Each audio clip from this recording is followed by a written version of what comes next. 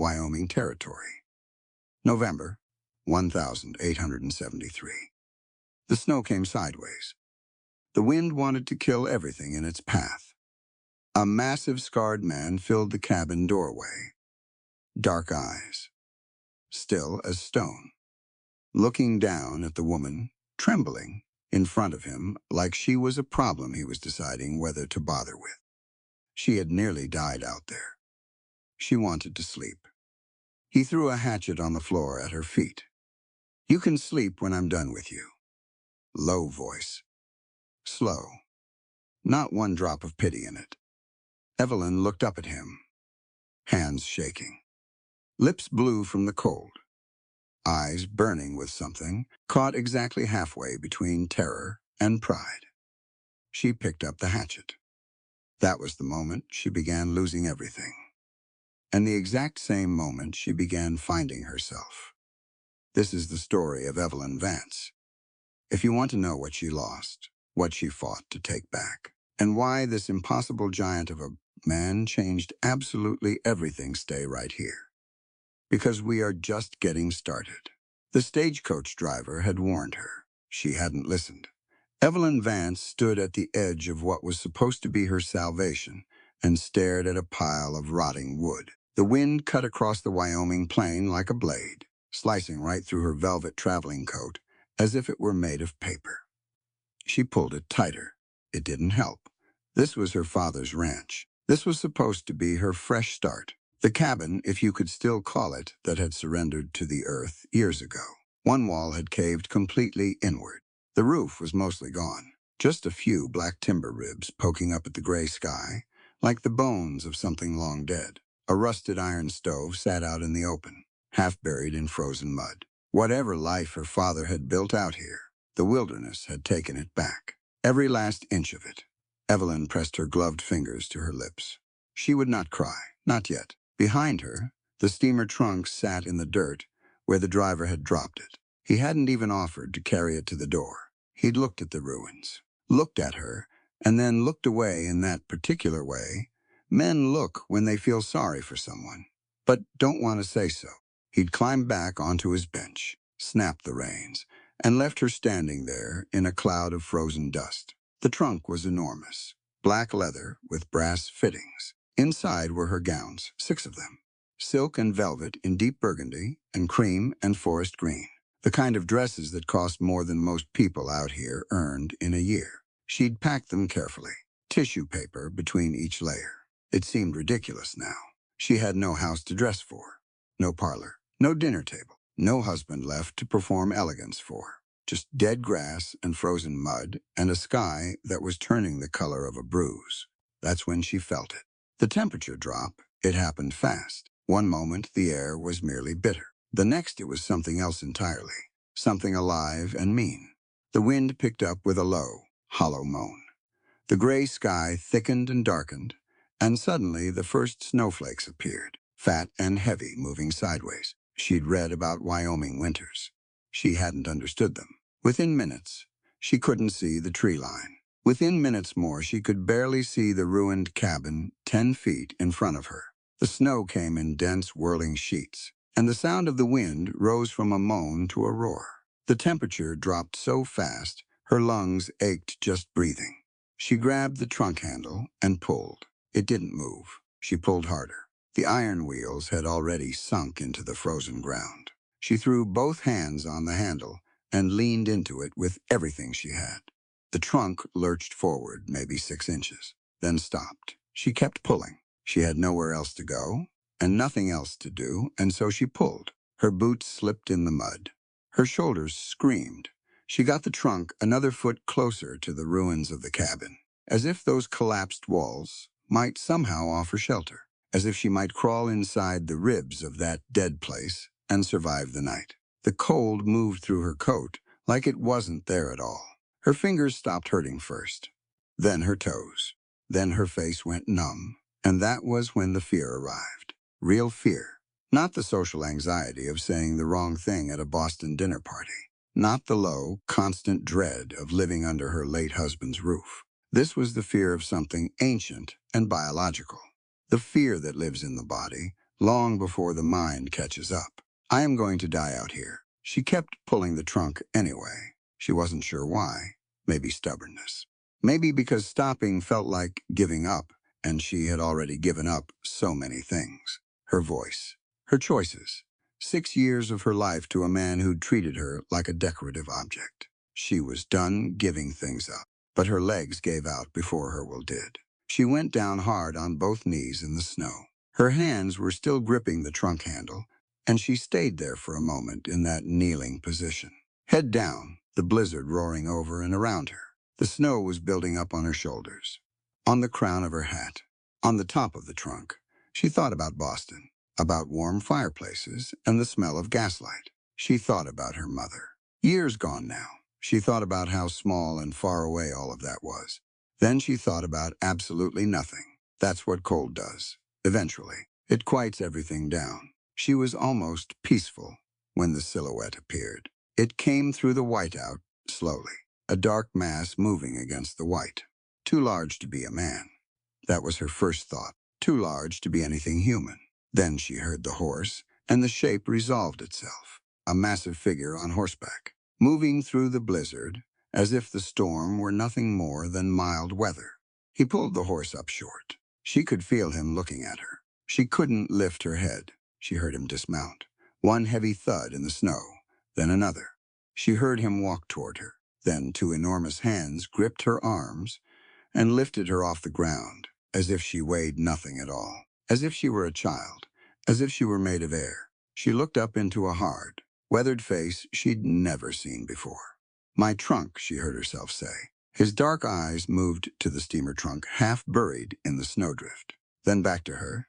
He set her on the horse. He left the trunk where it sat, and as he turned them both into the whiteout, and the blizzard swallowed the trunk whole, swallowed her silk dresses and her tissue paper, and every last physical remnant of the woman she used to be.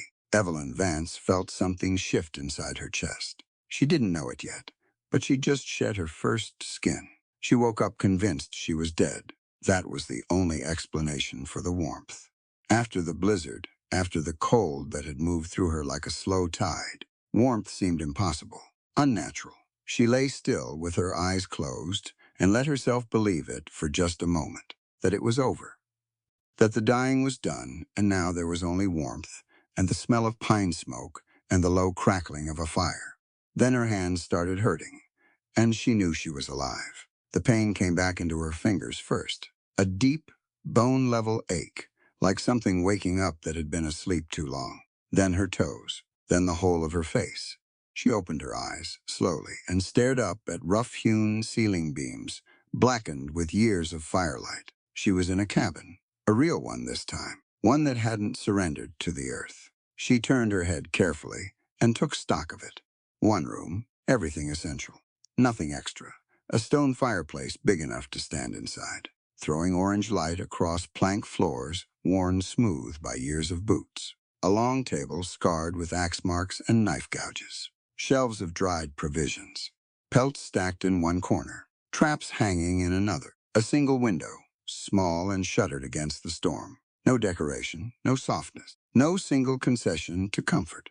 She pushed herself upright on the narrow cot, and that was when she saw him. He was sitting at the table with his back to her, bent over what appeared to be a length of leather harness he was mending. He was enormous. She'd felt that in the blizzard, but seeing it in firelight made it real. His shoulders stretched the seams of a heavy wool shirt. His hands, working the leather and the needle with surprising precision, were twice the size of any hands she'd ever seen. He hadn't turned around. "You're awake," he said. His voice was low, gravelly, like stone rolling over stone. "Yes," she said. Her own voice came out rough and small. "Thank you for bringing me in. I was cold," he said, still not turning. "I know I found you." She waited for more. There wasn't any. She pulled the wool blanket tighter around her shoulders and looked toward the fire. Her traveling coat was hung near the hearth, steaming. Her boots stood beside it, stuffed with rags to hold their shape as they dried. Someone had taken care of those things. She hadn't. "I'm Evelyn," she said. "Evelyn Vance. The land near the Cartwright Creek Fork belonged to my father." I've come to claim I know who you are. He finally turned in his chair. Dark eyes set deep beneath a heavy brow. A jaw like something carved out of granite. A long scar running from his left temple down across his cheekbone. Pale and old and long-heeled. He looked at her the way a man looks at a problem he's trying to work out. You're the Boston woman Rosa mentioned you'd be coming. You know Rosa Navarro. Everybody knows Rosa. He turned back to his harness. I'm Gideon Thorne. She waited for more again. There still wasn't any. Outside, the blizzard pressed against the cabin walls. The wind found every gap and whistled through it. But the fire held. The cabin held. Evelyn sat on the cot and felt the warmth returning to her inch by inch and thought that she should be grateful. She was grateful. But she was also bone-tired and frightened and a long way from anything familiar. And what she wanted more than anything in the world right now was a proper cup of tea and about 14 hours of sleep.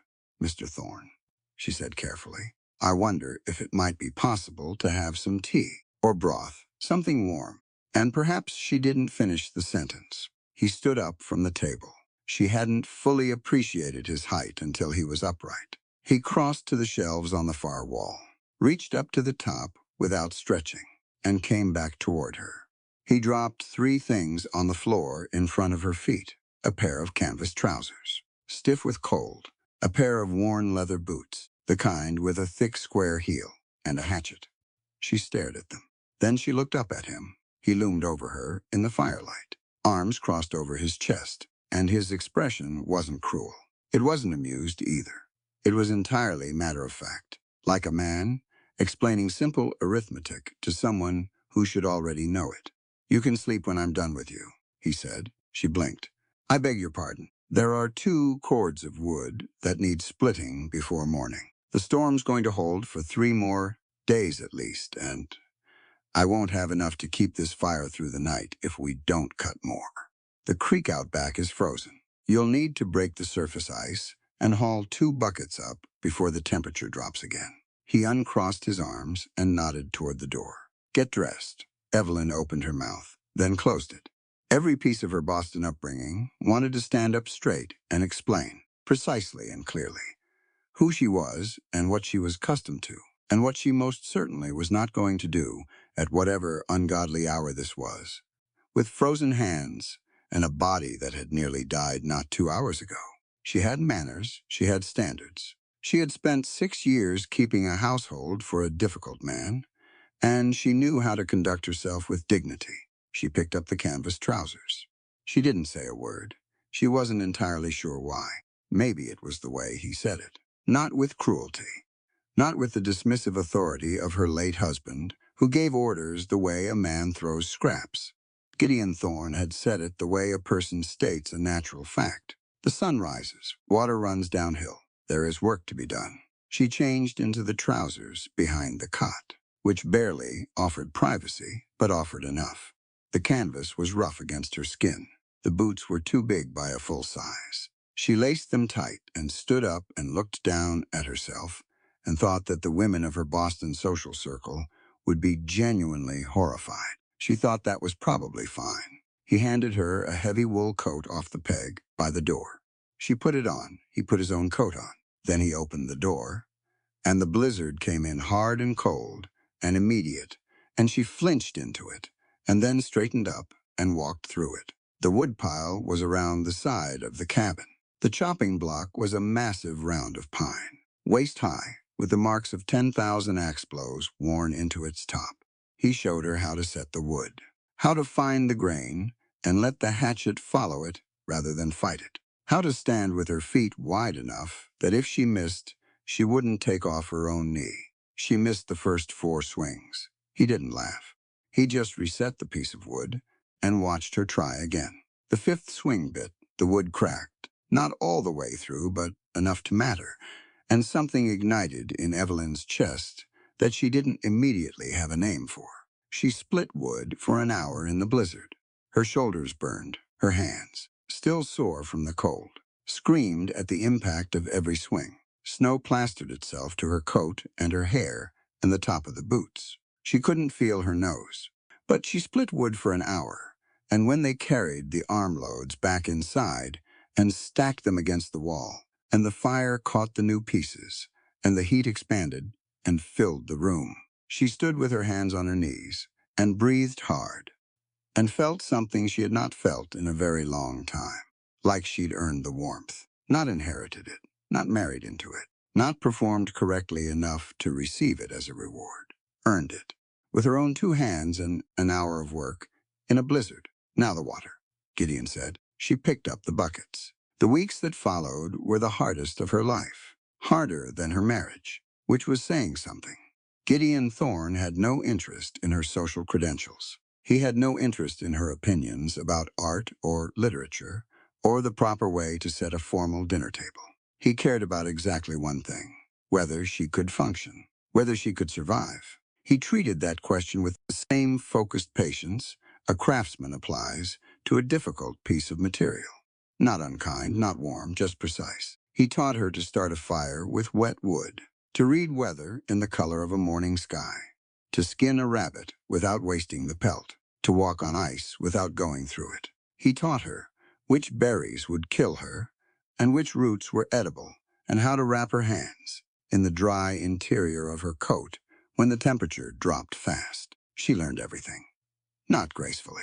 She burned the rabbit the first 4 times. She went through the ice into the creek once up to her knee and came out swearing, like she'd never sworn in her life, and he'd looked at her with something that might have been the ghost of a smile. She got the fire technique after 2 weeks of practice, but she learned, and somewhere in those weeks, quietly and without ceremony, Evelyn Vance stopped waiting for someone to take care of her. It wasn't a moment. It wasn't a decision she made at a particular time on a particular day. It was more like the way ice melts. So gradually you can't point to when it happened. You just look one morning, and the ice is gone.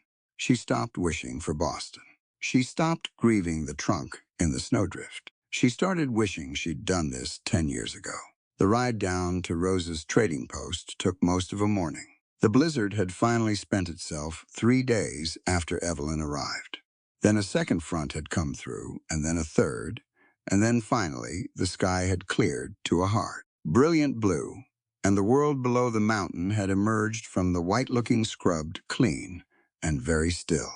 Evelyn had spent those weeks in varying degrees of exhaustion and discomfort, learning things her body had never been asked to learn. She was not the same woman who had collapsed in the snow beside her steamer trunk. Her hands told the truth of it. The blisters from the first week had opened and wept and then dried and hardened into calluses at the base of each finger. Her posture had changed without her noticing. Less the careful, trained uprightness of a woman performing refinement. More the natural straightness of someone who has been carrying real weight. Gideon rode slightly ahead on a big roan mare, the way he always rode. Not leading her, just knowing the trail better. There was a difference, and she'd come to understand it. The valley that held Teller's Creek was a loose collection of buildings strung along a frozen mud road. A saloon, a land office, a blacksmith, a small church with a leaning steeple, and at the far end, set slightly apart from the others, Rosa Navarro's trading post. It was the sturdiest building in town by a considerable margin. 2 stories of good timber, a wide-covered porch, and a hand-painted sign above the door that said Navarro Goods and Provisions. Below that, in smaller letters, 1,866. All persons welcome. Evelyn noticed that sign. She also noticed the way a few people on the road tracked her and Gideon as they tied the horses. Not hostile, just watchful. The way small towns watch anything unfamiliar. The trading post was warm and dense, and smelled of coffee and sawdust and dried herbs hanging from the ceiling beams. Bolts of cloth sat beside canned goods, beside coils of rope, beside jars of hard candy. A woman stood behind the long counter, writing in a ledger with quick, confident strokes. Rosa Navarro was maybe 40, maybe less, maybe more. The kind of woman whose age was hard to place because she didn't seem particularly concerned with it. Dark hair shot with silver, worn in a single braid over one shoulder. Brown skin weathered by wind and years. Sharp black eyes that moved to Evelyn the moment she walked through the door, and didn't miss anything. "Gideon," she said, without looking up from the ledger. "You brought the Boston woman?" "She brought herself," he said. "I just pointed the horse." Rosa looked up then. She looked at Evelyn the way Evelyn had learned. Gideon looked at everything. Directly, without social lubrication, taking honest measure. Then something in her expression shifted very slightly. "Enough to matter, your hands," Rosa said. Evelyn looked down at them, rough, calloused. A small scar along her right palm from where the hatchet had glanced off a knot of pine in the first week. "Working hands," Rosa said simply. She went back to her ledger. "What do you need?" They gathered supplies. Salt, dried beans. A length of oilcloth for the roof of the lean-to Gideon was building. Rosa moved around her store with the efficiency of someone who had organized her world exactly as she intended it, and didn't need anyone's approval for the arrangement. They were nearly done when the three men came in, miners by the look of them, heavy coats and muddy boots, and the kind of loud ease that comes from moving through a world that tends to make room for you. The biggest one went straight to the counter without acknowledging Rosa standing behind it. He picked up a jar of tobacco and looked at it and put it back, and then looked at Rosa the way certain men look at women in certain places, like something in the way. "Who do I talk to about getting real service around here?" he said. He looked at his companions, and they did the obligatory chuckling. Rosa didn't move. Her pen kept moving across the ledger. "You're talking to her," Evelyn said. All three men turned to look at her. She hadn't planned to say it. It had simply come out. The same way her hand had come up in Boston once at a dinner party when a man had said something degrading about the Irish servants, and she'd corrected him before she'd thought better of it. The instinct came first. The consequence came after. But she didn't step back from it. "Mrs. Navarro has been running this trading post since 1866, Evelyn said pleasantly. Her voice had the clear, unhurried quality of a woman who had spent years in Boston drawing rooms where tone was everything, which means she's been providing service, real service to this valley for nearly a decade. If you have a specific need, I'm sure she can help you. If not, the door is right behind you." The big miner looked at her. His jaw tightened. Then he looked at Gideon, who was standing near the door with his arms loose at his sides, saying absolutely nothing, which somehow communicated everything. The miner put the tobacco jar down. He and his companions left. The door swung shut. Rosa looked at Evelyn for a long moment. Then she reached under the counter and brought out a small tin pot and 2 cups and poured coffee without being asked. "Sit down," she said. It was the beginning of something important. They sat at the small table. Rosa kept near the back window that looked out over the frozen creek. Rosa asked questions the same way she did everything else, directly and without apology. Where Evelyn was from, what she planned to do with her father's land, whether she understood what running a homestead actually meant in practice. Evelyn answered everything honestly, including the parts that were embarrassing. The ruined cabin, the trunk she'd lost, the days spent learning to split wood at the age of 26, like it was something she should have known half her life ago. Rosa listened. She didn't offer sympathy exactly. She offered something better. Attention. The kind that takes what you're saying seriously. Your father filed that land deed in 1861, Rosa said finally. The water rights on that northeast corner follow the creek all the way to the junction. That land is worth more than most people in this valley understand. Evelyn hadn't known that. She filed it away. There will be people who want it, Rosa said. She looked at Evelyn steadily. People who'll think a woman alone can't hold it. I'm not entirely alone, Evelyn said. Rosa glanced toward the front of the store, where Gideon had drifted back to examining trap hardware. Then she looked back at Evelyn, with an expression that contained several complicated things at once. No, Rosa said, I can see that. They rode back up the mountain in the late afternoon light, with the saddlebags full, and the horses blowing steam into the cold air. Evelyn thought about the water rights. She thought about Rosa's face when those miners had walked out.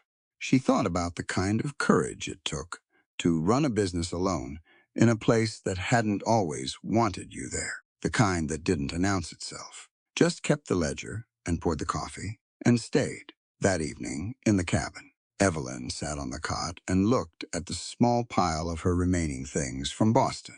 The traveling coat repaired now, with rough stitches, a hairbrush with a silver handle, tarnished, and the corset, still packed from the journey, never put back on since the night Gideon had pulled her out of the blizzard, and she dressed in a freezing panic and reached for the canvas trousers instead. She picked it up. It was an extraordinary piece of construction, actually. Whalebone and silk, pale cream with small embroidered roses, stiffened into a shape that had nothing to do with how a body actually moved, and everything to do with how a body was expected to look. She had worn something like it every day since she was 15 years old, every single day. Gideon was at the table, back to her, cleaning his Winchester. She reached over and picked up his hunting knife from the shelf beside the cot. She turned the corset over in her hands, looked at it for a long moment. Then she pressed the blade to the first lace and pulled. It didn't require much force. The silk parted cleanly. She worked through the lacing methodically, each cut deliberate, not frantic, not angry. Exactly. Something more final than anger. The boning shifted and cracked as the tension went out of the seams. She peeled the whole structure apart in her hands, the whalebone pieces falling to the floor, the silk coming free in long ribbons. She sat with the ribbons in her hands and felt nothing like grief. She looked at the Winchester on the table, at Gideon's careful hands drawing a cleaning patch through the barrel. She got up and brought him a length of the silk ribbon. He looked at it, then at her patches, she said, "For the rifle. It's the right weight." He took it without a word. He ran it through the barrel, and it worked perfectly, and he set it aside and went back to his work. She took the remaining silk ribbons to the lean-to, where the horses were stabled. The younger mare had a gash on her left foreleg from catching a branch in the woods 2 days ago. Evelyn had been cleaning it with torn strips of her spare underclothes. She knelt beside the animal and wrapped the wound carefully with the cream silk. The mare turned her head and breathed warm air into Evelyn's hair. She stayed there for a while in the quiet and the dark. She had arrived in Wyoming with a trunk full of silk dresses and the careful manners of a woman who had been trained to take up as little space as possible. She had abandoned the dresses in a snowdrift on the first night. She had used the last of the silk to clean a rifle and bandage a horse. She hadn't planned any of it. It had just happened, one practical decision at a time. That was how most transformations actually worked. She was beginning to understand. Not in a single dramatic moment, in a long series of small choices, each one barely noticeable. Until one day, you looked back and couldn't recognize the woman who'd made the first one. She went back inside and added a log to the fire and went to sleep. She slept well. It was a Tuesday in early February when Gideon didn't come back. He'd gone out at first light to check the trapline, a series of sets he ran through the timber about 2 miles north of the cabin, following a creek drainage that held beaver and mink. He was usually back before noon. Evelyn had learned his rhythms in the weeks since the blizzard, the way you learn the rhythms of any place.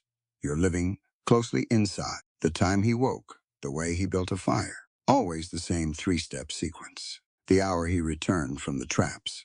When noon came and went, she started watching the tree line. By 2 in the afternoon, she was already dressed in her heaviest layers and pulling on her boots. She found him half a mile into the timber. He'd gone through the ice on a section of creek she didn't know he was crossing. He'd gotten himself out, but not before the cold water had locked up his right leg from the knee down and sent him down against a pine trunk, where he sat now, jaw set, trying to work the feeling back into his thigh with both hands. There was blood on his left forearm from somewhere, dark and fresh through a tear in his coat sleeve. He looked up when she came through the trees. He looked like a man who had been hoping she wouldn't find him. "I'm fine," he said. "You're not," she said. She got under his right arm, and he allowed it the way a large animal allows something it doesn't need, but accepts out of practical necessity. They walked back to the cabin slowly. He was heavy against her side, not leaning hard, just present, and she widened her stance and kept her footing and didn't stumble. Inside, she got him to the cot. The arm wound first. She'd learned basic wound management from a pamphlet she'd found among her father's papers that she'd been studying at nights when the fire burned low and Gideon was already asleep. She cleaned the gash with whiskey from the shelf, which made him inhale sharply through his teeth, and then bound it tight with a strip of clean cloth. The leg needed warming. She brought heated rocks from the fire, wrapped in wool, and packed them around it, and made him drink a tin cup of hot broth, even though he claimed he wasn't cold. He was shivering by the time he drank it. The fever came that night, not from the wound or the cold water, she thought, but from the combination of the two hitting a body that had been working hard all winter.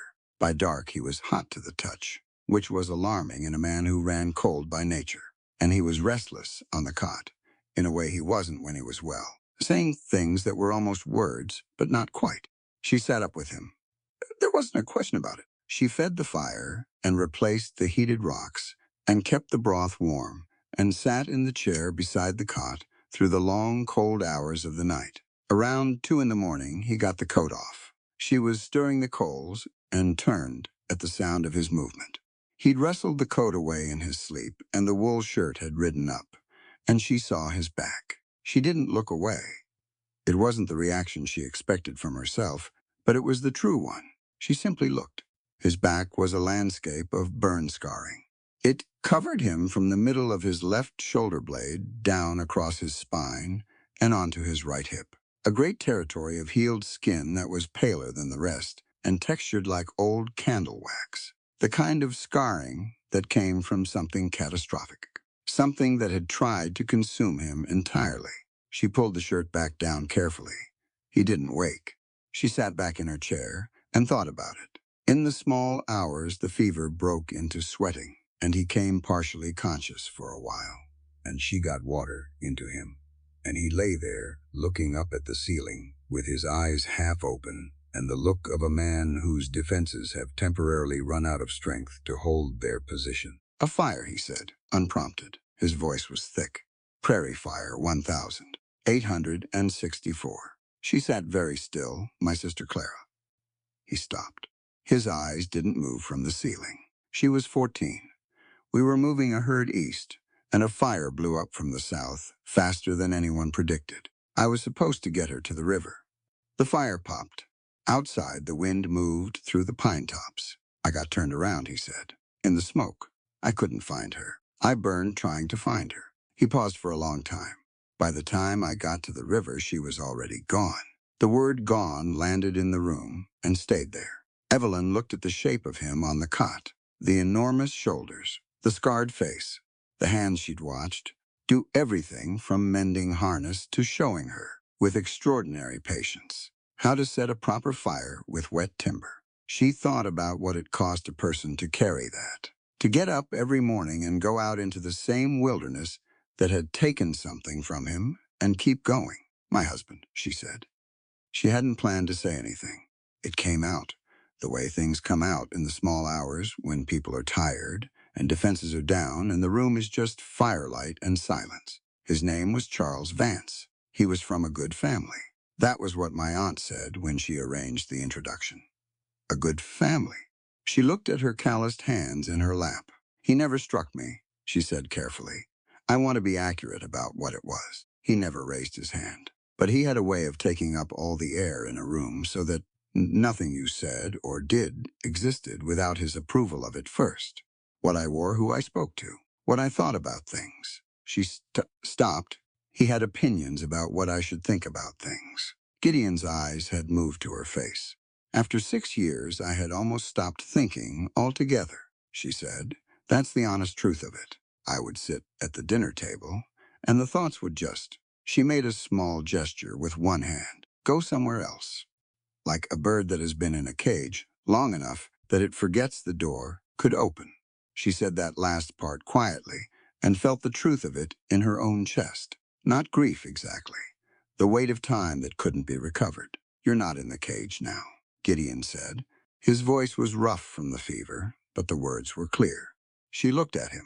He was watching her, with those dark eyes that missed very little, and said very little, and somehow communicated more than most people managed with full sentences. "No," she said, "I'm not." He went back to sleep not long after. She sat with him until the light started coming gray through the small window.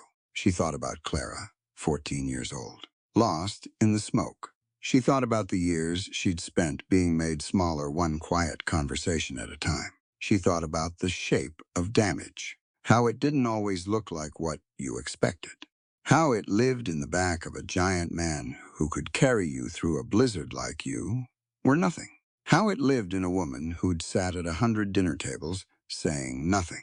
In the morning, his fever had broken clean, and he sat up on the cot and looked at her across the room. She was at the table eating a bowl of the porridge she'd made at first light. She looked back at him without expression, waiting. "You sat up," he said. "You were sick." He looked at her for a moment, with something complicated in his expression. Not quite gratitude, something that had more weight than gratitude, like a man taking honest inventory of a thing and not being sure what category it belongs in. "Porridge is on the fire," she said. He got up and served himself and sat down across from her, and they ate in the morning quiet. The conversation from the fever hours wasn't mentioned again. It didn't need to be. Some things once said in the dark don't need to be repeated in daylight. But they don't disappear either.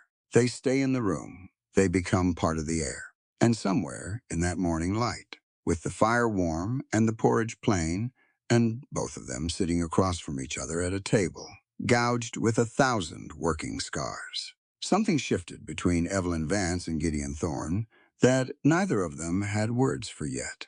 Something quiet, something real, something that had nothing to do with what they'd come from and everything to do with what they were building. One hard day at a time, out here at the edge of the world. Spring came to Wyoming the way it always did. Not gently.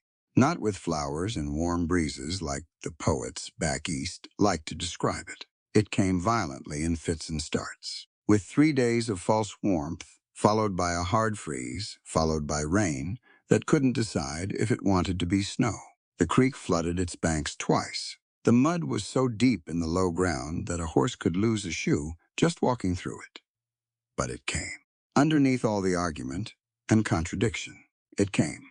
Evelyn noticed it first in the light, the way the afternoons stretched a little longer each day. The sun staying above the tree line past 5 o'clock and then past 6, filling the cabin with a gold light that winter had never allowed. She started waking up before Gideon, which had never happened in the dark months. She'd lie on her cot in the early morning and listen to the birds coming back into the timber and feel something moving in her chest that she didn't immediately recognize. It took her 3 mornings to name it. Hope, that's what it was. Straightforward, unglamorous, stubborn hope. She was done surviving. She wanted to build. She told Gideon at breakfast one morning in late March, with the mud still deep outside and the creek still running fast and brown with snowmelt. She set down her coffee cup and said it plainly because she'd learned that plain was the language that worked best in this cabin. "I want to move down to my father's land. I want to start on the homestead. Not next month, this week." He looked at her over his own cup. "The ground's still frozen 2 feet down," he said. "I know. I want to dig the well before it thaws all the way. Rosa says the frost line holds the walls better in the early season. Less collapse risk."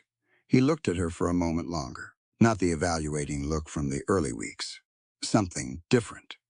Like a man recalculating a thing he thought he already understood. "All right," he said. They broke camp 2 days later. Everything Evelyn owned in the world fit into 2 saddlebags and a bedroll, which was a fact she found surprising. And then found she didn't mind at all. They rode down the mountain through mud and snowmelt, and the sharp smell of pine warming in the thin spring sun. The ruins of her father's cabin sat exactly as she'd left them in November. The rotted walls, the collapsed roof, the rusted iron stove, standing alone in the open like a monument to something that hadn't worked out. She looked at it all without flinching. Then she picked up a shovel. The well came first. Rosa had told her where to look. There were signs if you knew how to read them.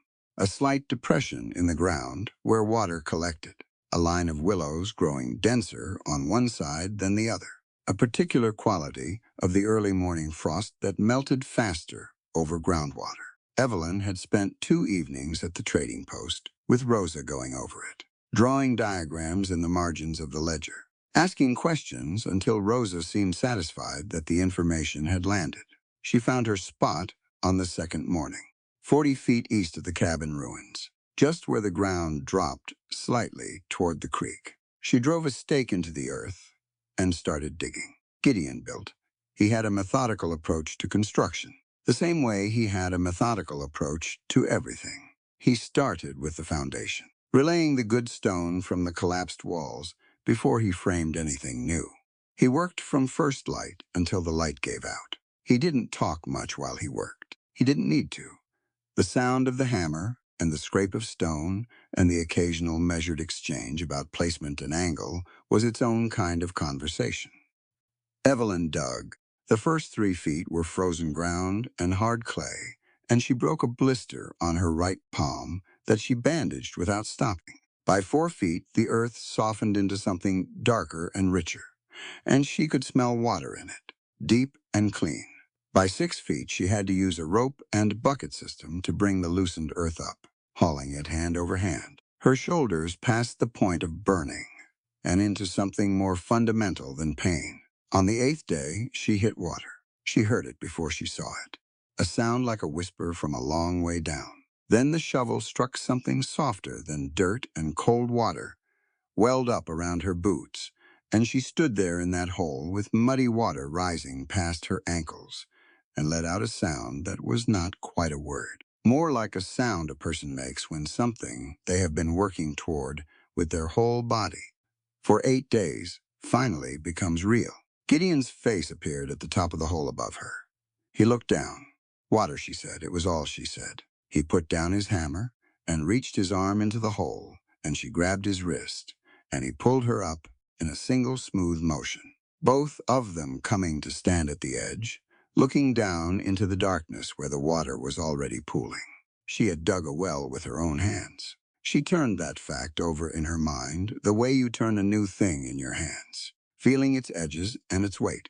She had dug a well, out of the earth, out of nothing but knowing where to look and being willing to do the work of finding it. She had never built anything before, not in her entire life. Charles had owned everything, his family's money, his family's house, his family's position. She had moved through that world like furniture, decorative and immovable, and owned the concept of building something herself, of having a thing exist in the world, because she had made it exist, was so new it felt slightly unreal. She looked at her hands, muddy and calloused and real. The pelts came next. In the winter months, she had watched Gideon cure the hides from his trap line, absorbing the process the way she had absorbed everything since November, with total attention. He'd showed her the order of it, the scraping, the fleshing, the stretching on the willow frames, the ash and water mixture that drew the remaining fat from the skin, the drying in the cold air, the final softening work with a smooth stone. She had a cache of her own to process. Over the winter, she'd asked Gideon to teach her trapping, which he'd done without comment, and she'd run a small line of her own through the timber east of the cabin.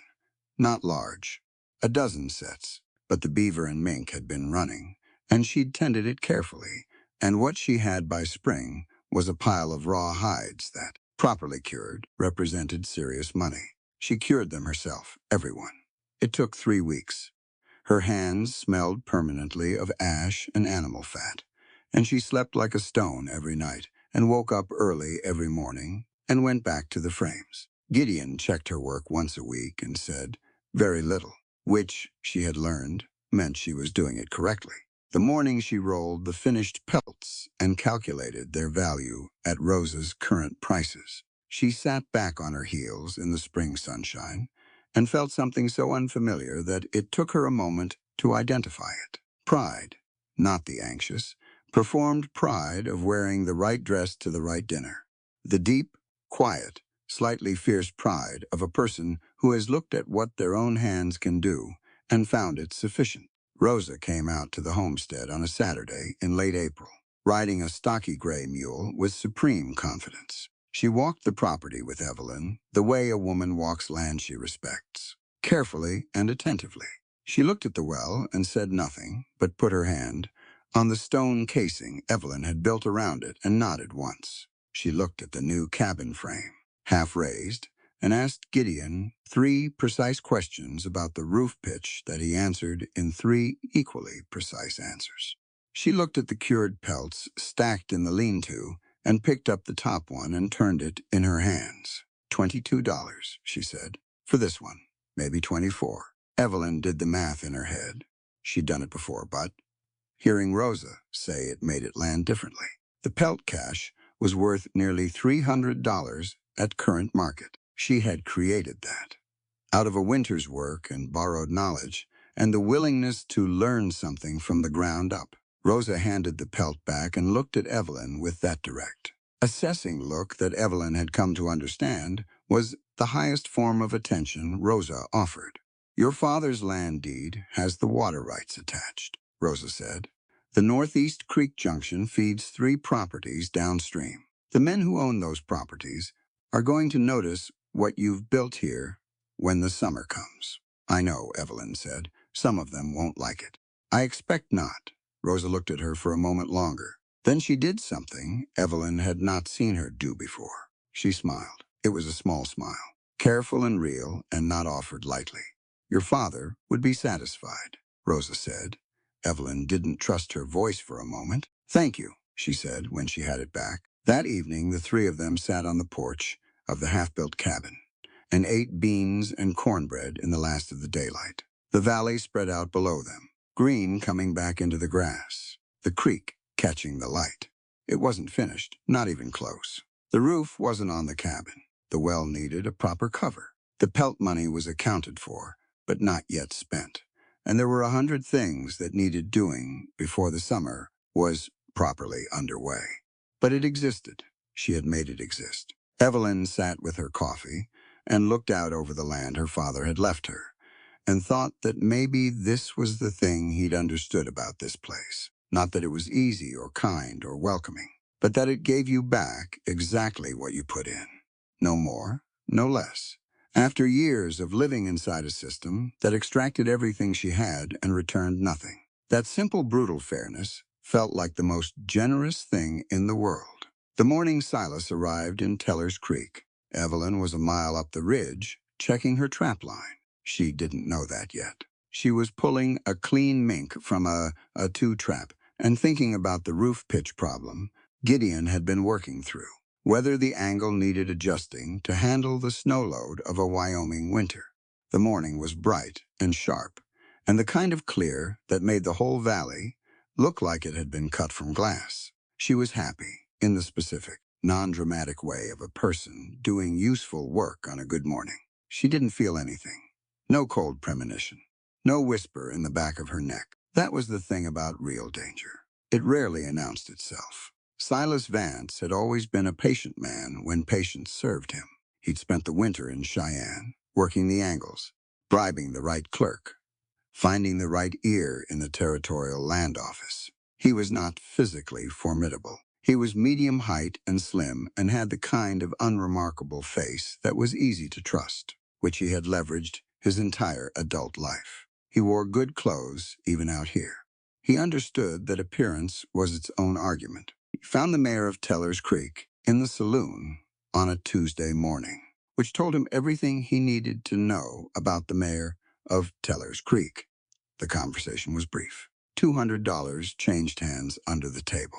The paperwork that emerged from the land office that afternoon had the territorial seal on it and claimed, under a provision that Silas's lawyer had located in the fine print of an 1,867 territorial decree, that a widow without living male relatives of her own bloodline required the consent of her late husband's family to hold independent property rights. The provision was real. It was obscure and rarely enforced, and Evelyn's lawyer, had she had one, could likely have challenged it successfully. But she didn't have one. and the corrupt mayor was not inclined to give her time to find one. The paperwork was dated 2 days prior, backdated neatly, signed and sealed. Silas folded it into his breast pocket and rode out to Evelyn's homestead. She and Gideon had ridden out together that morning. Gideon to check a section of the new cabin framing he was concerned about. After 2 days of hard rain, Evelyn to her trap line. They'd split at the ridge and each gone their separate direction in the easy, synchronized way of two people who had spent months working in close proximity and no longer needed to discuss the small logistics of a day. Silas arrived to an empty homestead. He was thorough. He'd always been thorough. That was one of the things that made him effective. He walked the property once, carefully, noting what Evelyn had built. He saw the well and understood immediately what the water rights meant, what Rosa had meant when she'd said those words about the downstream properties. He saw the cured pelt cache in the lean-to, $300 in pelts, conservatively. He thought about Evelyn's hands as they'd been in Boston, pale and soft and perfectly maintained. He thought about the kind of woman who could dig a well and cure a winter's worth of pelts in the Wyoming wilderness. Then he went to work. The kerosene was in his saddlebag. He'd brought it specifically. He poured it down the well shaft slowly and thoroughly, making sure it reached the water table. A poisoned well could take months to clear. If it cleared at all, he was precise about it. Methodical. He didn't enjoy it exactly, but he didn't shrink from it either. Silas Vance had a talent for separating himself from the moral dimension of a necessary action. He'd been doing it his whole life. The pelts were simpler. He carried them into the open ground south of the lean-to, stacked them neatly, and touched a match to the bottom of the pile. The winter's cured hides caught slowly, and then all at once, the dried skins going up with a low rushing sound, and a column of dark smoke rising into the clear spring air. He found the locket in the cabin. It was on a small shelf beside the cot, the one piece of personal ornamentation in the otherwise completely functional space. Silver. Old. The kind of piece that had been in a family long enough to carry more than monetary value. He knew about the deed inside it. His lawyer had told him. He put it in his breast pocket beside the paperwork and mounted his horse and rode back toward town at an easy pace. He had done nothing illegal. That was also important to him. Evelyn came back down the ridge at midday with 3 mink and a beaver in her pack and the good, clean tiredness of a useful morning in her legs. She smelled the smoke before she saw it. A thick, dark smell that was wrong, in the way certain smells are immediately wrong, that set something moving at the base of her brain before she had conscious words for it. She kicked her horse into a canter. She came around the tree line and stopped. The pelt pile was still burning, down to low orange embers and ash. The column of smoke rose straight up in the still air. She could see it clearly from 50 yards away, the way a person can sometimes see disaster most clearly from a slight distance before the full weight of it reaches them. She rode to the well first. She drew up a bucket. The water that came up was dark and smelled of kerosene, sharp and chemical and unmistakable. She set the bucket down on the stone casing she'd built with her own hands and looked at it. Then she walked to the pelt fire. The hides were beyond salvage. 3 weeks of work reduced to a pile of ash and a few curled scraps of scorched skin. She crouched beside the remains and felt the heat still coming off them against her face. She went to the cabin. She crossed to the shelf beside the cot, and the absence there was its own kind of violence. The space where the locket had sat was just empty, just a small rectangle of dust and bare wood. She stood in the center of the cabin and looked at the empty shelf. Her mother's face lived in that locket, a miniature portrait, painted when her mother was young and still well, and the future had been something to anticipate. Her mother was gone now, 11 years. The locket was the only image Evelyn had of her. The deed was in it, yes, and the deed mattered. But the deed could perhaps be reconstructed. Her mother's face could not. Gideon came back an hour later. He came through the tree line and saw the smoke residue, and her horse standing untied by the well, and he covered the ground between quickly.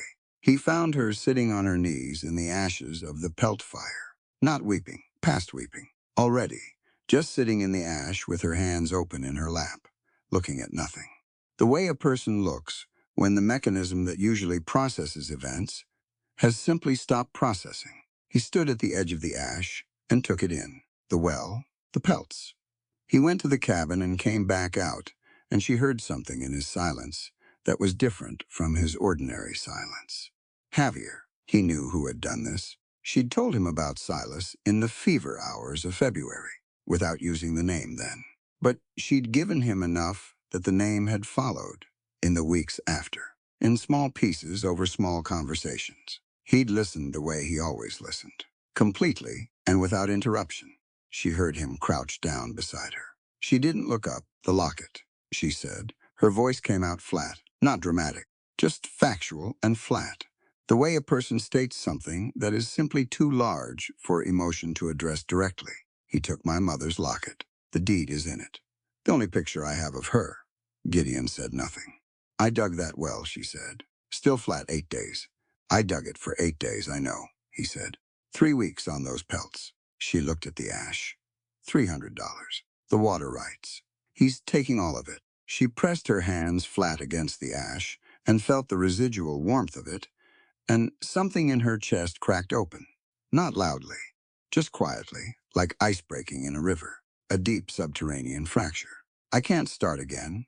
I don't have another winter's worth of time. I don't have another. She stopped. She pressed her hands harder into the cold ash. The land that had been the first thing fully and completely hers was gone.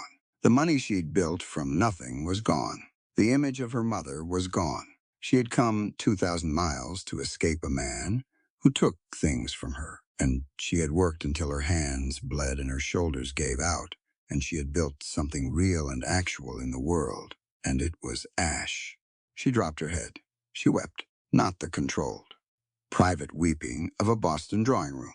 The kind that comes from the whole body, the deep kind that a person only reaches when they have been strong for a very long time, and something finally breaks through the place where the strength was held.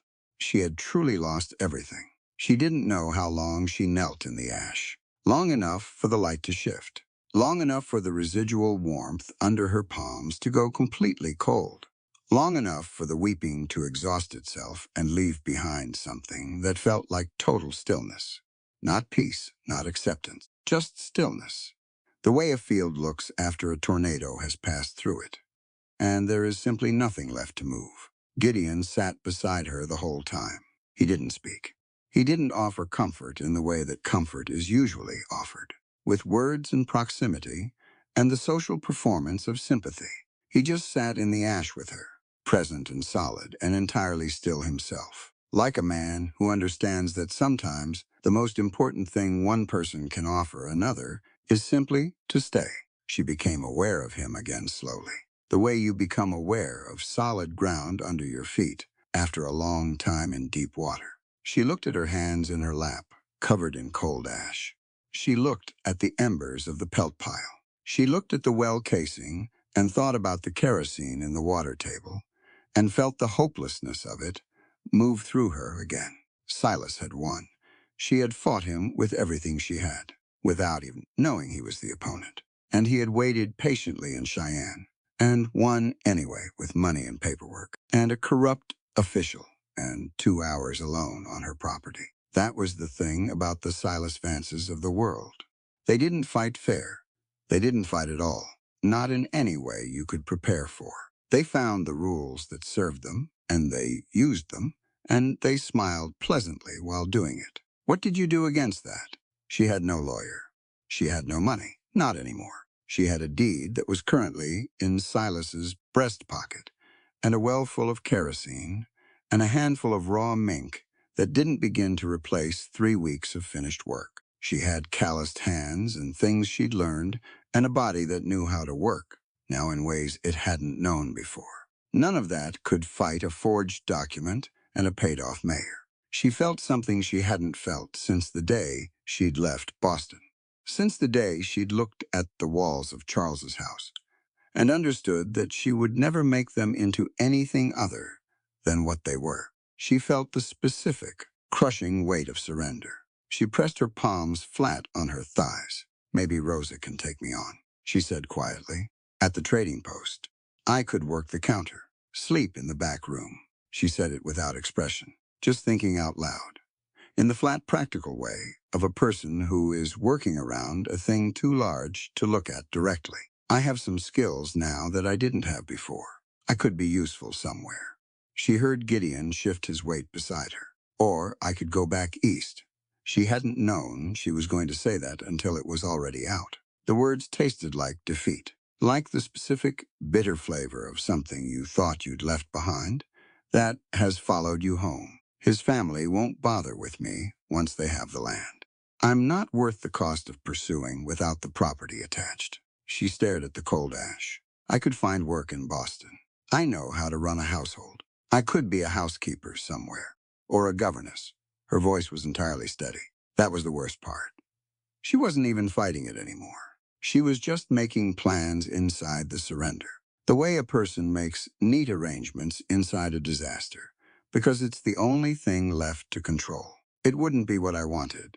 But wanting things hasn't served me particularly well out here. She stopped talking. The silence held for a long moment. Then Gideon moved. He got to his feet, and she heard the weight of him shift, and then his hands came down onto her shoulders. Not roughly, but with a certainty that didn't allow for argument. And he pulled her upright from the ash. She found herself standing, turned to face him. He was close in the particular way he was sometimes close, in which his sheer physical scale reorganized the space around them, and you were aware of it without it being threatening. He kept his hands on her shoulders. He looked at her, not with sympathy, not with pity, which she couldn't have stood, with something harder and more useful than either. You can sleep when I'm done with you, he said. She blinked.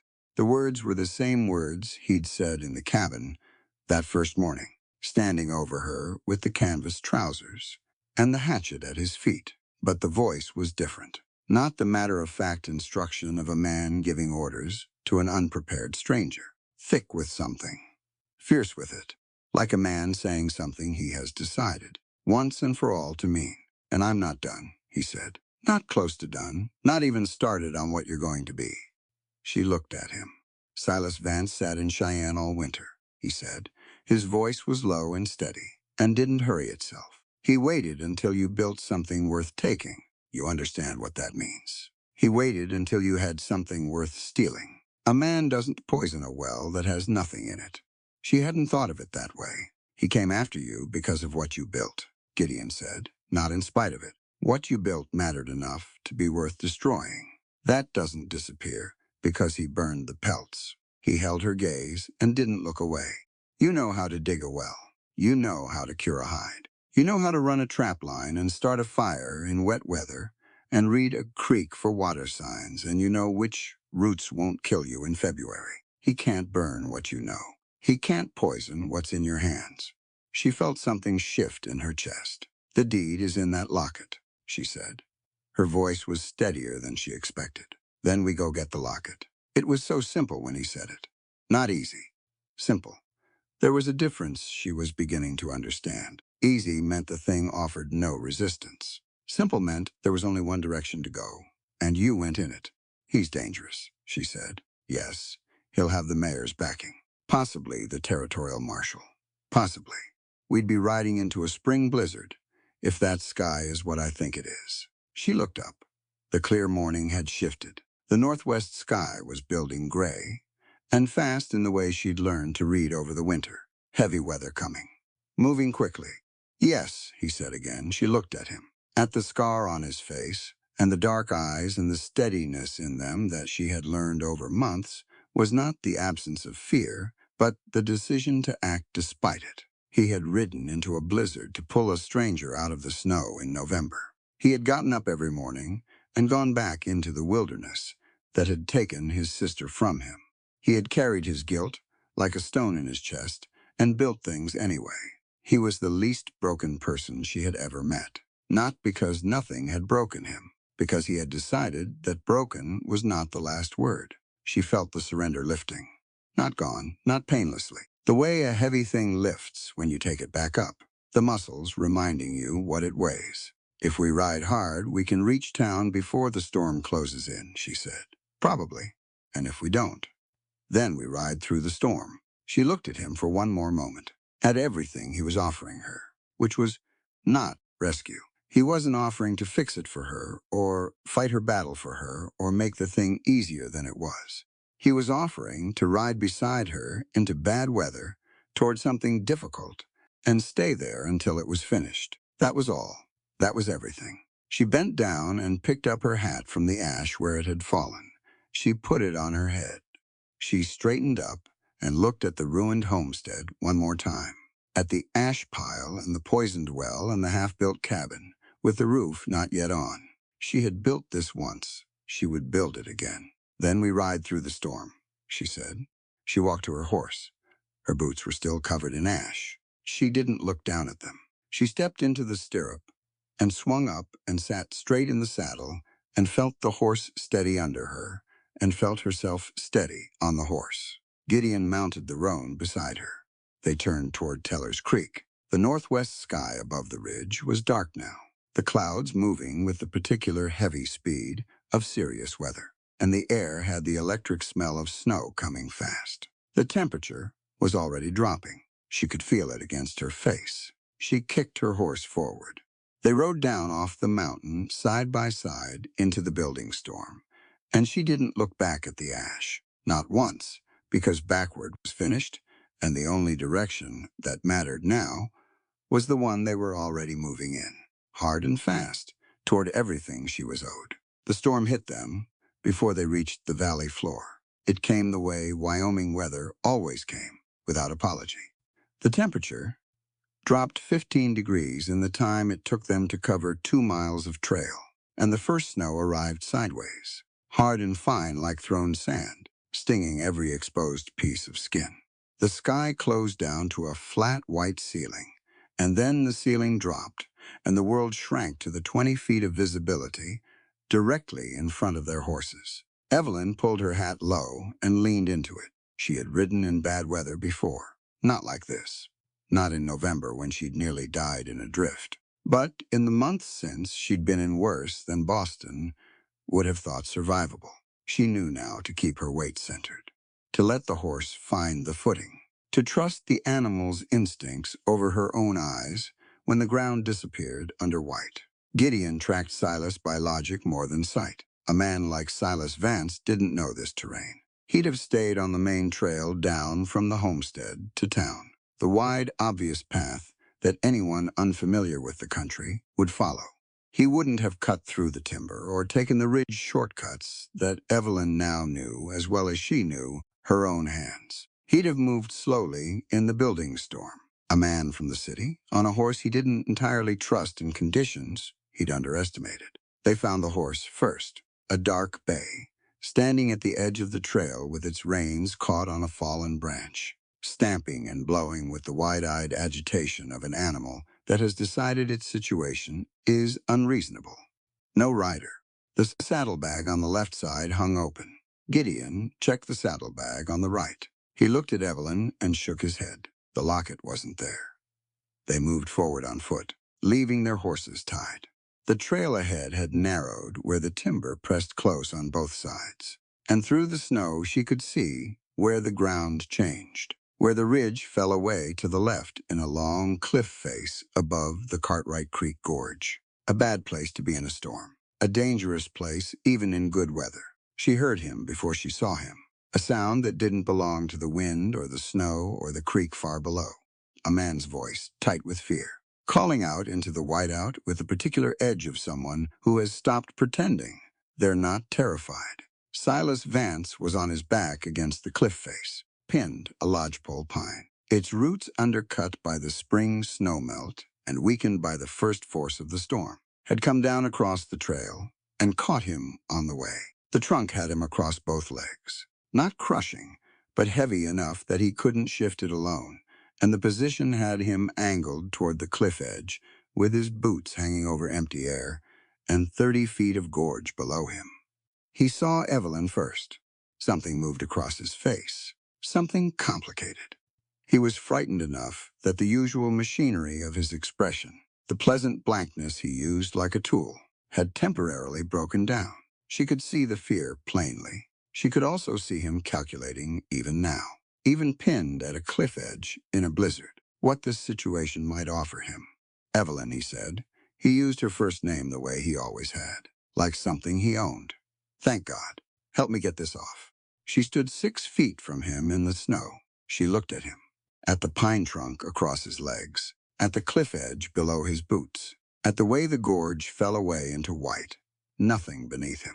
She looked at his breast pocket, which she could see was buttoned closed, the small rectangular shape of the locket visible beneath the fabric. She thought about her mother's face. She thought about the kerosene in her well, about 3 weeks of pelt work burning in the spring air, about 6 years in a cage, and the man who had kept the door locked for the man who was currently asking her for help. She stood there in the blizzard and let herself feel all of it. She was not going to pretend it wasn't there. The anger was real, and it was earned, and she gave it its full due. Standing in the snow with the wind cutting across the ridge, she looked at Silas Vance and understood, without any confusion or uncertainty, exactly what kind of man he was and exactly what he had done and what he would continue to do if he walked away from this cliff. She let herself feel all of it. Then she walked to the pine trunk and picked up her axe. Silas watched her lift it, and she saw his face change. She had a moment of dark satisfaction at that. Let him wonder. Let him sit with the cliff edge under his boots and wonder what the woman he'd underestimated his entire life was about to decide. She drove the axe into the base of the trunk and started splitting, not because Silas deserved it. He didn't deserve anything from her, not one single thing. She split that wood because of who she was and who she intended to keep being. And those were 2 entirely different reasons from anything to do with Silas Vance. She had watched Rosa Navarro run her trading post in a town that hadn't always welcomed her. Rosa didn't do it for the town's approval. She did it because the alternative was becoming something smaller than she was. Evelyn understood that now in a way she hadn't in November. The choice wasn't about Silas. It was about the woman she saw when she looked at herself. She was not going to leave a man to die in the cold. Not this man, not any man, because that was not who she was. Gideon moved to the other side of the trunk, without being asked, and together they worked it in steady, alternate strokes, reading each other's rhythm the way they'd learned to read each other's rhythms over months of shared work. The wood was green and wet, and it resisted. They cut through it anyway. The trunk rolled free. Silas scrambled upright immediately, faster than a man who claimed to be injured had any right to move. He got his feet under him and reached into his breast pocket in the same motion, and when his hand came out, the locket was in it. "The deed is mine," he said, still calculating, even now. "The land is mine by law." "Whatever, you think you're giving me my mother's picture," Evelyn said. She wasn't asking. There was no pleas in it, and no apology. She said it the way she said things now, clearly and directly, and without dressing the words up, in the performance of femininity that men like Silas had always expected from her. He looked at her, at Gideon behind her, at the axe still in her hand. He opened the locket. He removed the deed, folded carefully, and put it in his other pocket. Then he held the locket out to her, keeping the deed. She took the locket. She held it in her palm and felt the weight of it, opened it with her thumb. Her mother's face looked up at her, small and painted and permanent. She closed it and held it against her chest for one breath. Then she looked at Silas. He was already moving, already angling toward the trail, and his horse and the path back to town, thinking about his next move, about the deed still in his pocket, and the legal paperwork with the territorial seal, and the paid-off mare waiting in Teller's Creek. He wasn't done either. She could see it in the set of his shoulders. The cliff edge was 3 feet to his left. The snow was heavy on the ice-covered stone at the trail's edge. She watched him take 2 steps toward the trail, and then his right boot hit the ice at the cliff's rim, where the snow had built up and hidden the edge entirely, and his body went in a direction his weight couldn't follow. And she watched it happen with a terrible slowness. His arms went out. He grabbed at empty air. She moved toward him without thinking. Her hand caught nothing. His coat sleeve was there for a half-second, and then it wasn't. He went over the edge with a sound that was not quite a scream, more like a sharp intake of breath. And then the gorge below absorbed him, and there was nothing but the wind and the snow and the distant sound of Cartwright Creek, running fast over the rocks 30 feet below. The silence, after it was complete. Evelyn stood at the edge and looked down into the white. Her hand was still extended where it had reached. The gorge was deep, and the creek was swollen with spring snowmelt. And she knew, without climbing down to confirm what she couldn't change, what the creek had done. She stood there for a long time. She had tried to reach him. That was true. She had cut him free of the tree. That was also true. She had walked toward him when he went over. These facts were real, and they were hers, and she held them carefully because they mattered. What a person does in the moment, they're not thinking about what to do. That's who they actually are. She knew that now. Nature had delivered what it delivered. Her conscience was her own, and it was clean. She felt Gideon's hand on her shoulder, not pulling her back from the edge. Just present, just steady. She turned away from the gorge. She opened her fist and looked at the locket. Just the locket. The deed was gone with Silas, and the sealed paperwork was still in Teller's Creek with the mayor. She had her mother's face, and her own 2 hands, and the knowledge Rosa had given her about the Wyoming territorial law. It was enough. It was going to have to be enough. "Let's go," she said. They rode through the storm toward town. The storm was still blowing when they reached Teller's Creek.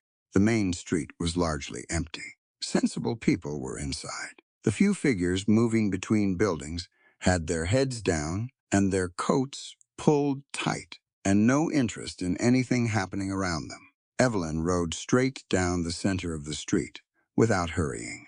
Her back straight, her hat brim shedding snow. She tied her horse in front of Rosa's trading post. She went inside without knocking. Rosa was at the counter with her ledger. She looked up when the door opened, took one look at Evelyn's face, and closed the ledger. "Tell me," she said. Evelyn told her. All of it. The burned pelts, and the poisoned well, and the locket, and the cliff edge. She told it plainly, and in order without embellishment, the way she'd learned to communicate the important things. Rosa listened without interrupting, which was one of the things Evelyn had come to value most about her. When Evelyn finished, Rosa was quiet for a moment.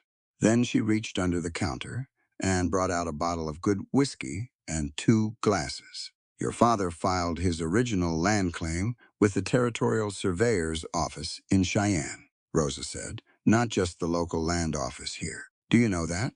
Evelyn looked at her. "I didn't know that. I witnessed it. 1,861. I rode with him to Cheyenne because he didn't trust the local office, which showed good judgment on his part given the current mayor." Rosa poured 2 glasses and pushed one across the counter. "The surveyor's record includes the water rights and the deed description. It exists independent of the document, in the locket." Evelyn felt something move through her. "The deed in the locket was a copy," Rosa said. "The original is in Cheyenne." The whiskey was warm going down. "The mayor will say the local claim supersedes," Evelyn said carefully, thinking it through. "He'll use Silas's paperwork. The provision about a widow needing her husband's family's consent." "Yes," Rosa said. "He will try that. And when Silas doesn't come back from that ridge, he'll find another angle." Rosa looked at her steadily. Men like that mayor always do. Evelyn set down her glass. She thought about the Wyoming territory, about why her father had come here. He'd talked about it in his letters, the ones she'd saved, the ones she'd read on the stagecoach coming west. He'd talked about something different here, something the territory had done in 1,869 that no other place in the country had done.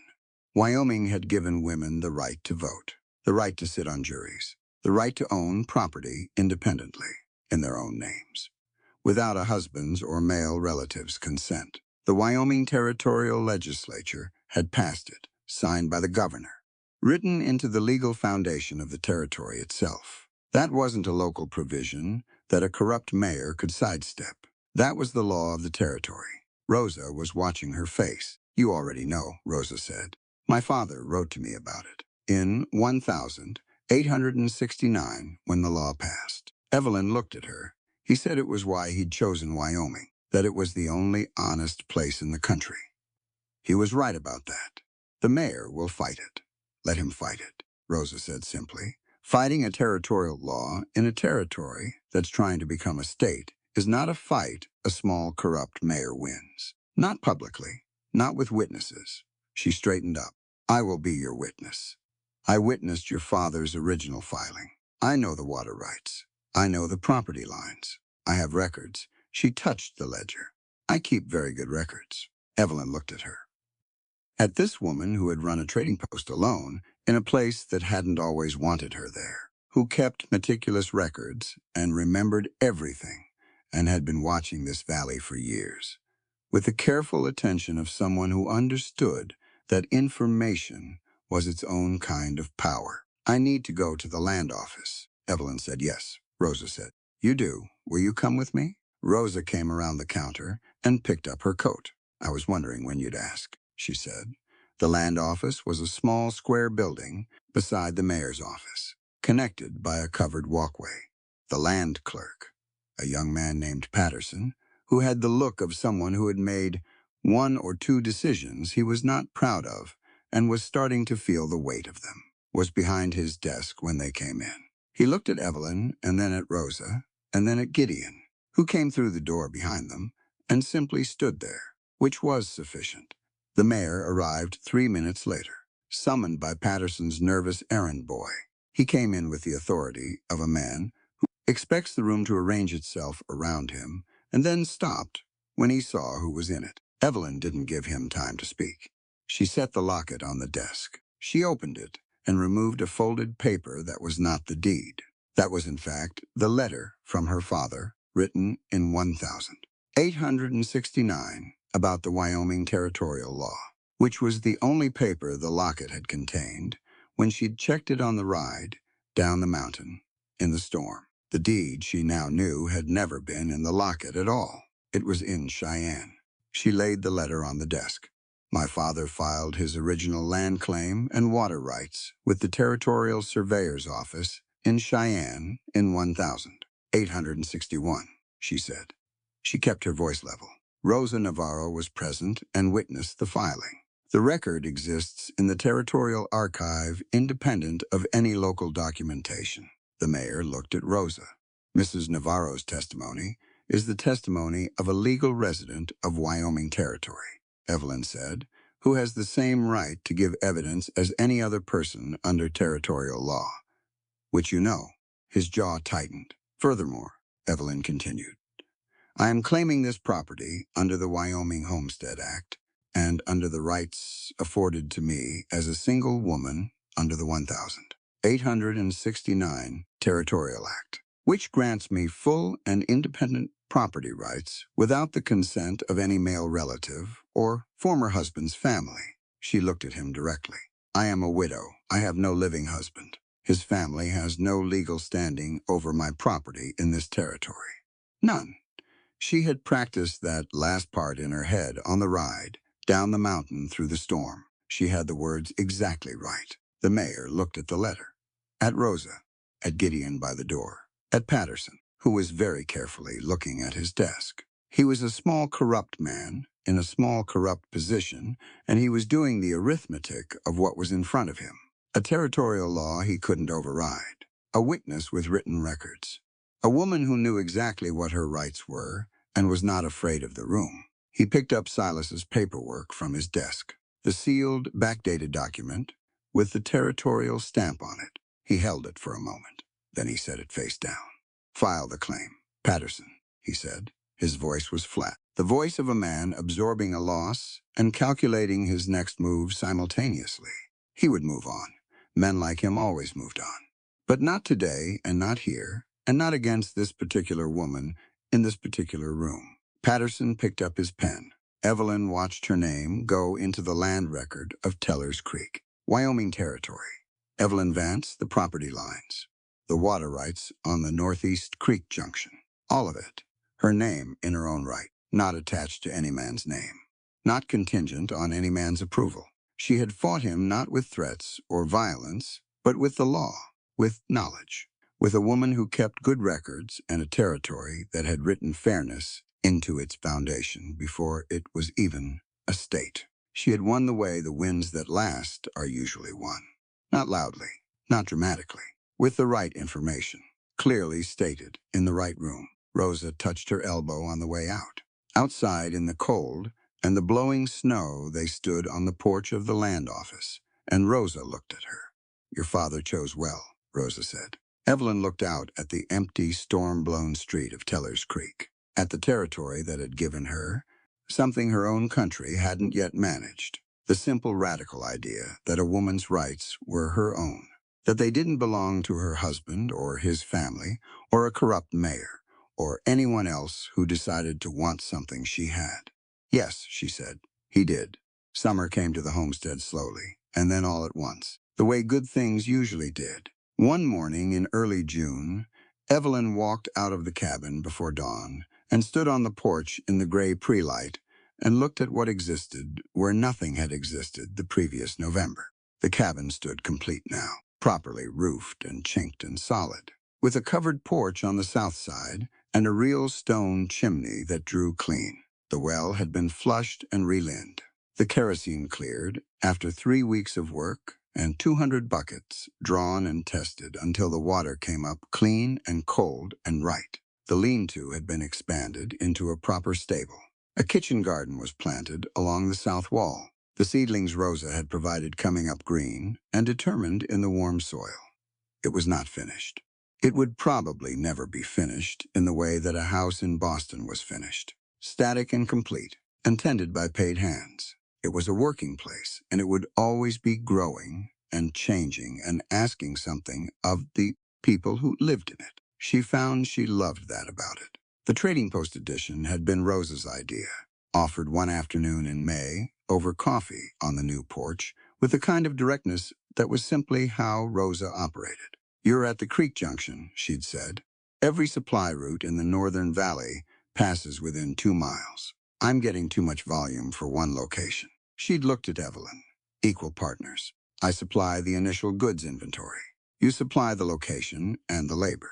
We split the profit and the decisions." Evelyn had thought about it for approximately 4 seconds. "Yes," she'd said. The Trading Post edition was framed and half-sided now, rising from the east end of the cabin with good, clean lumber. Gideon had milled from timber he'd taken from the land itself. It would be ready before the fall supply route started moving. Rosa had already told 3 of her regular customers about the new location. Word in a valley moved fast when it was worth moving. Gideon had been there through all of it. That was the thing she thought about most in those early morning hours on the porch. Not what they'd survived, though that was considerable. Not the blizzards or the burned pelts or the cliff edge or the land office. She thought about the texture of the daily life they'd built side by side. The way he handed her the coffee before she asked. The way she knew from across the property that the rhythm of his hammer had changed. And that meant he'd found a problem in the framing, and to bring the chalk line, the way they'd developed, without discussion or agreement. A complete fluency in each other. She hadn't known that was possible. She'd thought, after Charles, that she was someone who couldn't be known, that there was something in her construction that didn't permit it. Charles had treated her like a surface, and eventually she'd started to believe that was all she was. 6 years was a long time to be told, in every small daily way, that you didn't have a depth worth reaching. Gideon had never once treated her like a surface. Rosa came out for the summer's first full inventory count in late June. She brought 2 pack mules loaded with goods, and her gray horse and her ledger, and her unerring eye for what a space needed to be functional. They spent 3 days organizing the Trading Post edition, building shelving, sorting, and categorizing, deciding on pricing structures and credit policies, and which customers got what terms. On the 3rd evening, they sat on the porch, all 3 of them, watching the sun go down over the valley in long gold bands across the grass. The creek caught the light. The horses moved quietly in the stable. Somewhere in the timber, a pair of owls were conducting a slow, thoughtful conversation. Rosa looked out at the valley for a long time. My husband and I came here in '62, she said. She didn't talk about him often. People told us it was no place for a Mexican family, that we'd never be accepted, that the land would kill us, or the people would. She was quiet for a moment. Miguel died of fever in '65. I buried him on the hill behind the trading post. She looked at her hands in her lap. I stayed because the land didn't care where I came from. It just wanted to know what I could do. Evelyn looked at her. That's the frontier, Rosa said simply. At its best, that's what it is. She left the next morning with the inventory counted, and the partnership formalized in writing in her ledger, signed by both of them. She rode her gray mule back down the trail toward Teller's Creek and didn't look back, which was also simply how Rosa operated. The days lengthened. The work continued. July brought heat and the first real harvest from the kitchen garden, and a profitable run on the trading post dry goods supply as the summer survey crews came through the northern valley. August brought a letter from the territorial capital confirming the land filing. The water rights recorded in Evelyn's name, official and final, and beyond the reach of any corrupt small-town mayor. She read the letter twice, and then folded it carefully and put it in the locket beside her mother's face. It was a Saturday in late August when Gideon built the second rocking chair. He'd built the first one in May for the porch, a solid, wide-armed thing of pale pine that creaked pleasantly and had become her primary reading location in the evenings.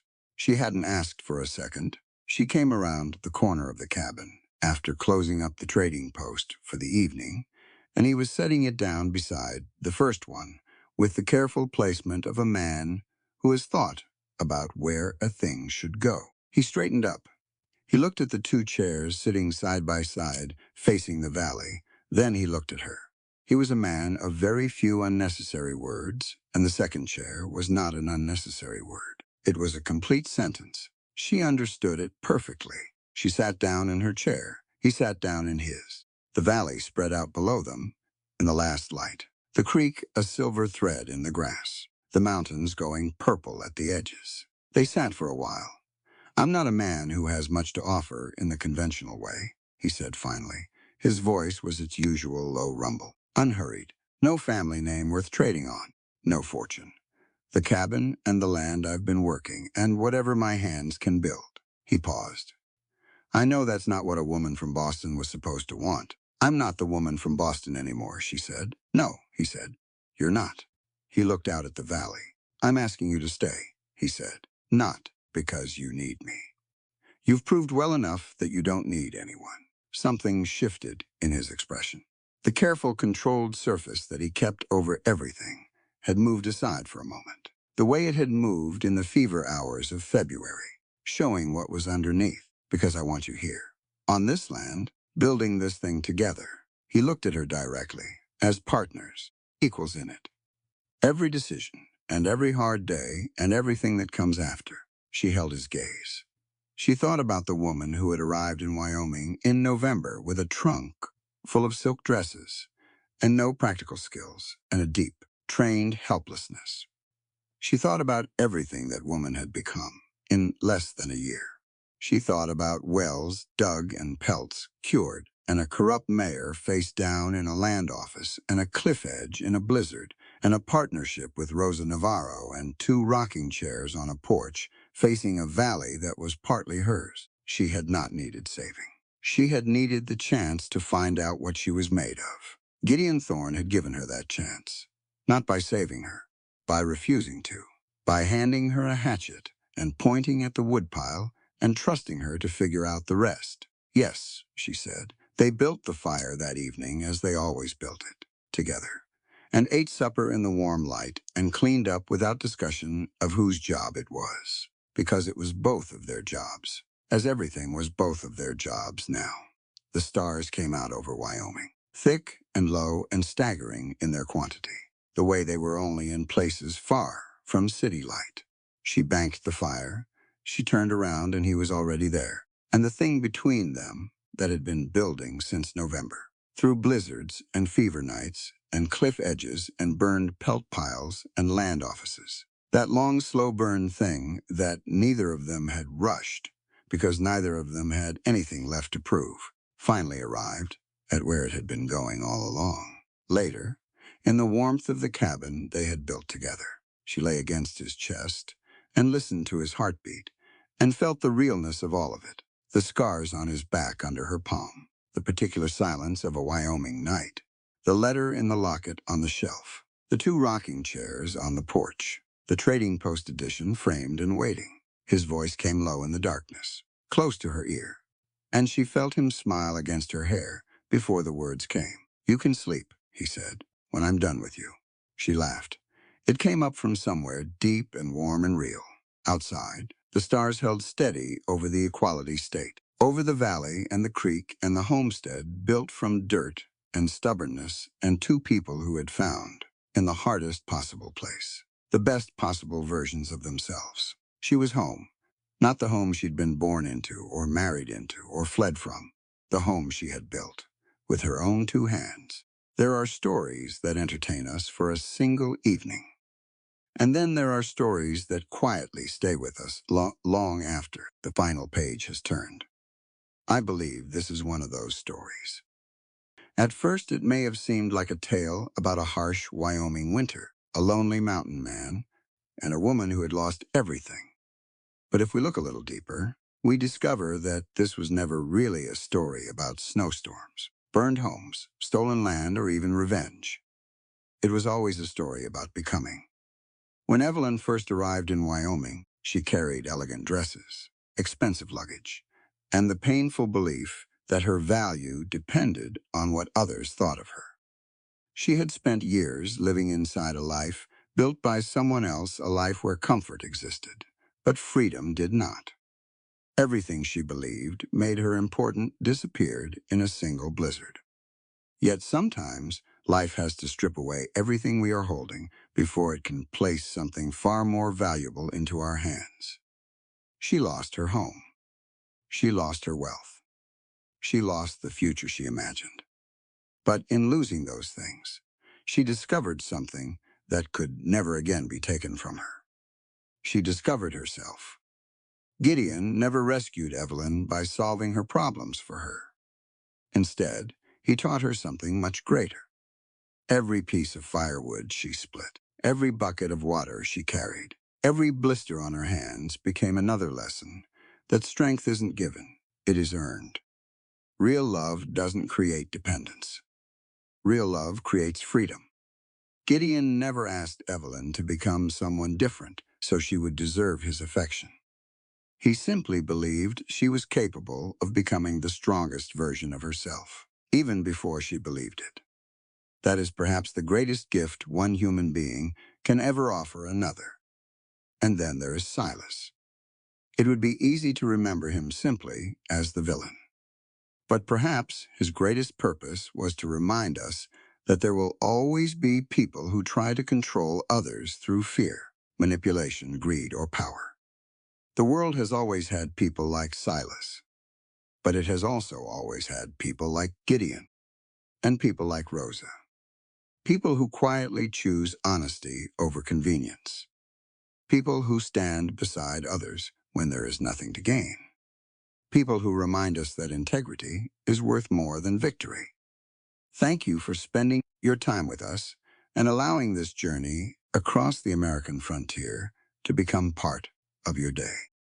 If Evelyn and Gideon's story touched your heart, reminded you of your own strength, or gave you hope during a difficult season, we would love to hear from you.